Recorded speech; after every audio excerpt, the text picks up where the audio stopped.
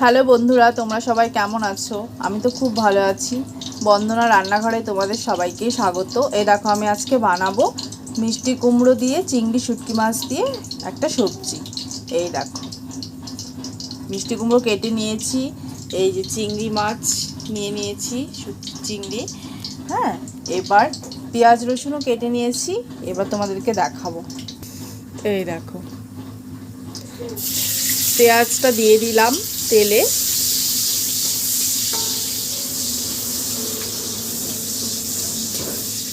পেঁয়াজ রসুন তো দিয়ে দিয়েছি, এবার হচ্ছে এই শুটকি মাছটা দিয়ে দেব।